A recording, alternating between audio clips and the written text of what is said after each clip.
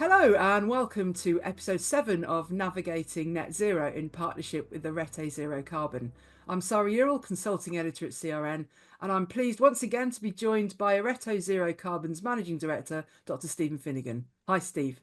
Hi, Sarah. Good morning. So, the last episode we looked at carbon reduction planning and why it is so important for all channel firms to incorporate this into their business plans. But this week we are looking at carbon offsetting, sometimes a controversial subject. So, Steve, I'll get straight into it. There are a lot of mixed feelings about carbon offsetting, but can you explain what it is and why it's so important? Okay, thanks, Sarah. So I'll start as always with a bit of a brief checkered history of carbon offsetting. So it was first introduced in 1995 as part of the Kyoto Protocol, and the Kyoto Protocol set up something called the Clean Development Mechanism, which then set up a whole series of what we call emissions trading schemes. And this is the background and the fundamentals to what carbon offsetting is. But to answer your question, what is carbon offsetting? Well, it's a form of carbon trading. So it's a way in which we can invest in projects that can do one of two things. They can either avoid carbon or they can remove carbon. So a carbon credit, if we look at it that way, like a monetary credit or a Bitcoin, for example, a carbon credit is a ton of carbon dioxide and equivalent. So there's the mandatory emissions trading scheme, which affects heavy industry, aviation, shipping. And then there's a voluntary carbon market. And this was introduced in 2021. And there are two ways in terms of what carbon offsetting is. There are two ways in which we can offset as a business. We can avoid or we can remove. So if we avoid carbon, speaks for itself, we are avoiding that emission that would occur elsewhere, or we can completely remove that emission. And there's different mechanisms and different processes, such as the one you've mentioned, conservation on trees. And then there's sort of technology-based approaches as well, like carbon capture and storage. There's a whole range of different types of offsets that a company can use. But very broadly speaking, they come under avoidance or removal. Very quickly, why is it important? They've now become essential mechanisms, if we use that word, for companies to reach net zero. What we've found is that it's going to be practically impossible, if we include scope 3, to reach net zero without some form of offsetting. And that's, to answer your question, that's why it's so important. So you mentioned there are quite a few options and schemes, but what are some of the best ones that channel firms can actually join? So there's a whole series of sort of regulation around this. And in terms of quote unquote the best option, that's a very subjective thing to answer, really. So we do have to help us along this journey, we do have something called the Vera platform. So the Vera platform, which is VERRA, that platform was set up in 2007. And what that Vera platform is basically a carbon registry. So the platform does hold thousands of projects. And within that platform, they manage something called the Verified Carbon Standard. And that's a public database of all verified projects. Now, what I intend to do today, just to mix things up slightly, is to share with the viewers what that Vera platform is. So if you have a company out there now who's looking at what's the best option for carbon offsetting, the recommendation is to use this Vera platform. You click on projects and it enters what's called the Vera registry. So this is the registry of verified schemes. Now there's a number of different ones here. You'll see some of them are blank on the bottom. There's nothing happening in these projects. So the one we need to look at is this one, the Verified Carbon Standard. And if you click on search for projects here, you can look at all projects, and it takes you to another page. And then we can search for the different projects that we're interested in. You can put a name, an ID, you can put in a different country. Let's just go down to the UK, for example, or, well, in fact, let's go to the UAE just and then search. So when we search by country, we can see there are only 5 projects in the UAE. Some are under development, some are registered with the platform, and so on.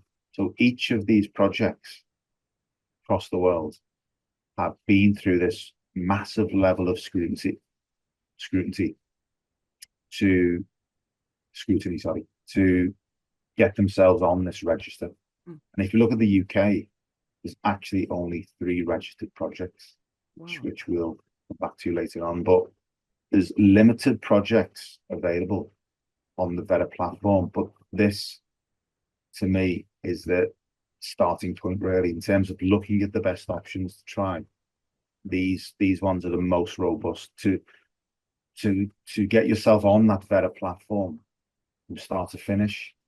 Probably about 2 years, 2.5 years of effort for a company to register themselves. Yeah. So you know that it's quite robust, and it's credible.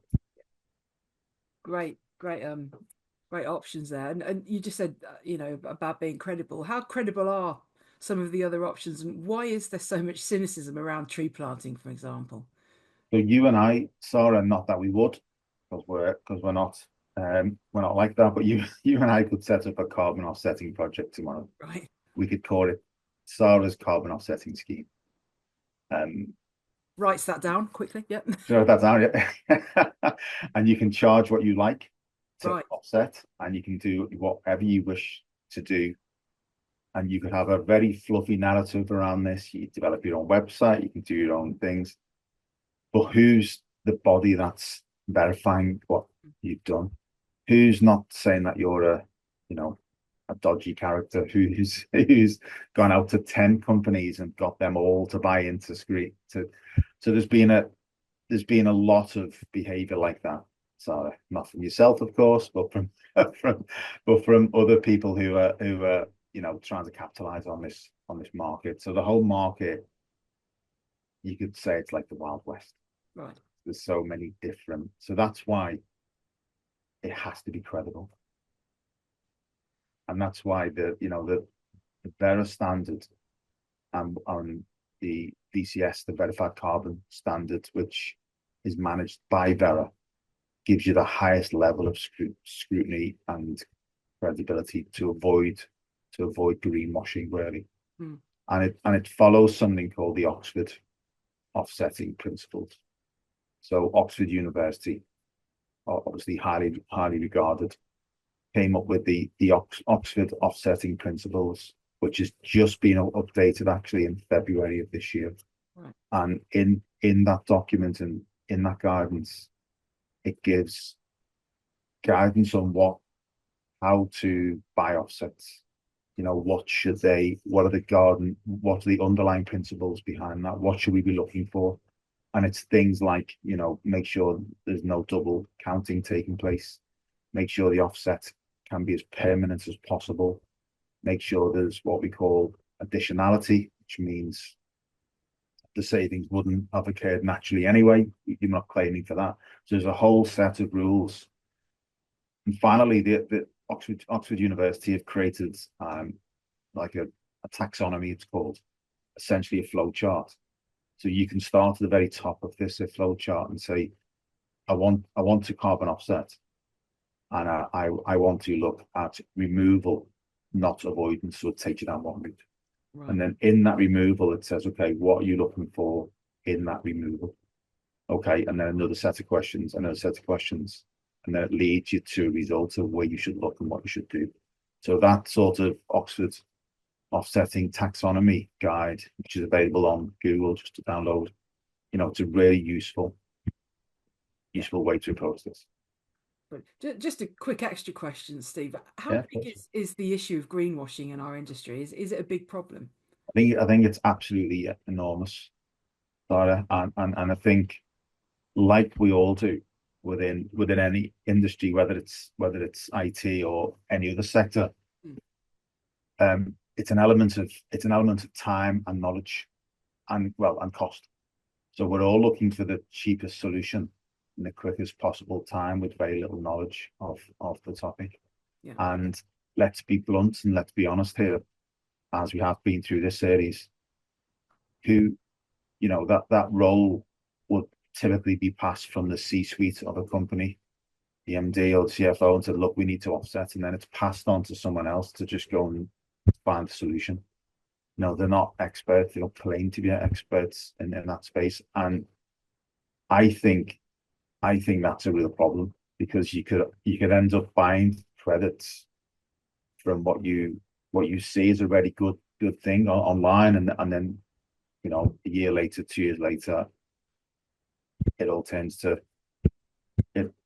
negative. An example of that would be, and I'm not suggesting for 1 minute it's a bad thing to plant trees, but let's pick an example where you offset 5 years of carbon emissions for your business in a tree project, whether it's afforestation, whether it's restoration, whatever it would be. And then 3 years later, that a whole forest, it's a forest fire, and the CO2 is released back to the atmosphere again. So that's going to look awful on your business, because you're then trying to play catch up with the 5 years you've just locked in. So it can be quite tricky. Wow, that sounds disastrous. So what are the costs to companies looking to do this? Well, what should the cost be, and how can they get the maximum impact for the lowest cost? It won't come as any surprise to you, Sarah. Some of the costs that you'll see out there range from as little as £4 to offset a ton of carbon, up to £2,000-3,000 per ton of carbon. So unfortunately, there's no real answer for that. There's an average price that you can pay, and again, just doing a cursory Google search will give you sort of averages prices. So I think what we should do is, I've found an example online to give an indication of price, and that example I'm going to use is Microsoft. Now, of course, we're not all Microsoft, and we don't have the budgets available, but they've just committed to offsetting 3.3 million tons over the next 10 years in what's called a BECCS scheme in Stockholm. So that is a bioenergy with carbon capture and storage. So that is a purely technical solution to remove carbon. And what that scheme does, it's a district heating project for 800,000 homes in Stockholm. Now, let's say the average price of a BECCS, which is a bioenergy carbon capture and storage, is anything from £60 to £400 per ton. So let's say they pay £200 a ton. That's £660 million they've committed to over the next 10 years, which is 66 million a year to offset, 3.3 million tons of carbon. So the latest Oxford carbon offsetting guide, again, which was released in February 2024, gave 4 guiding principles, and I think that this is linked to cost. So principle 1 was cut emissions and minimize the need for offset. So principle 1 is don't offset, right. Which we've discussed in the past, because not everyone has the pockets of Microsoft, and what could they do to reduce it rather than offset it. So that's their principle. Principle 2 is to transition to carbon removal rather than avoidance. Principle 3 is to shift to removals which are durable, which means that we last and it can be proven to last. And the last principle is about supporting new innovation. So it can take, as I mentioned, 2 years, 2.5 years for a project that could well be really viable to appear on the Vera website. So even if if me and you had a fantastic project now, which followed all these principles, it would take us 2 years to get onto the platform. Yeah. So if you're looking at a project on that platform now, it's been there for at least 2 years. So there's a disconnect there with innovation. Yeah. But yeah, cost wise, I think our only advice is to be really careful on cheap credits, because they'll be cheap for a reason. Yeah, as it says, if it's too good to be true, it often is, right? And we've just worked with an ITAD, and first in the UK. I'm not going to mention the name in case they wouldn't want us to do that, but they've just looked at a UK scheme where they are offsetting against social housing projects. So there's things happening within the channel, across the channel, and there's new projects happening all the time. But my advice, I mean, we've written Arete Zero Carbon. We've written it's like a 30-page carbon offsetting guide. Right. So it basically goes through everything I've just discussed and helps people to make that decision. But independent of this, I think you've got to make your own decision, and I don't think you should put all your eggs in one basket. You want to have a range of different offsetting solutions, and you may favour solutions which are more around the forestry and wetlands and peats and nature based, or you may favour ones which are sort of technology driven, Yeah. depending on what type of company you are and what you do. Yeah. So it's kind of do your research, speak to the experts, basically. Essentially, yeah. Before you jump to a solution, if you could spend, a day of time working with someone and understanding, and then you're in a much better place then to make a better decision, which is going to be a hell of a lot better for your business. Yeah. Moving forward. Yeah. Brilliant. Steve, that's great advice as ever. And we'll get that link in to your report as well, somewhere in the article or the video. So make sure everyone can see that. So we've come to the end of our questions yet again. We're going to be back in the new year with a look at what's to come for 2025. But thanks, Steve, again, as always, for your time and expertise. Thanks, Sarah. And is it time to say Happy New Year and Merry Christmas, or is it too early? Absolutely We not. said it. Never too early, right? Thank you. Okay. Thanks, everyone. Thanks a lot. Thanks everyone for watching. See you in 2025. Bye-bye.